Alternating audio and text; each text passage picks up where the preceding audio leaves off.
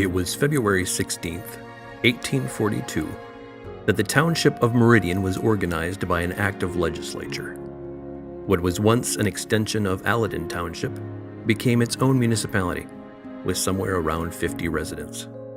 And though we are commemorating the 175th anniversary of Meridian Township, as is always the case, we must go back further in time to draw the line from how we got from there to where we are today, 175 years later. If research into the history of Meridian Township confirms anything, it is that life is made up of ordinary moments, and it is simple lines that draw them all together. So often we use lines to define ourselves and those around us. Lines create contrast and connection. The same line that draws us together can isolate us. We draw identity by our family line, national and state boundaries, city limits, property lines. Meridian Township is no different. So much of who we are is based on such lines. Well, it really starts out with the drawing, sketch after sketch after sketch, as far as trying to find the proportion and something that gives the activity. Timothy Higgins knows a thing or two about lines, real and imagined. In addition to being a hearing care specialist, he is an accomplished artist working in metal, among other things. In 2013, he responded to a call for submissions put out by Meridian Township. A call for, well, I'll let him tell you. In the call for art, they were looking for something along the lines of, they wanted something to represent the community. They wanted something to be specifically tailored for Meridian Township. This sculpture was to be placed, as we now know, in the roundabout located at the junction of Marsh and Hamilton Roads.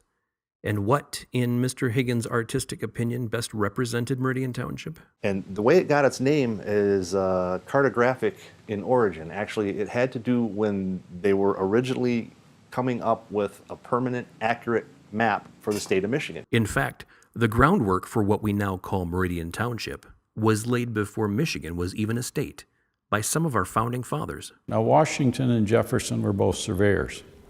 And with that background, they put together Land Ordinance of 1785, which created the rectangular system, which is a series of squares, townships, sections, and such that we now utilize. Ron Lester is a retired licensed surveyor from Mason, Michigan, with over 45 years of experience in primarily the mid-Michigan area. And they started the survey in Michigan about in 1815. And they realized they needed some baselines to start this rectangular system from, or based upon.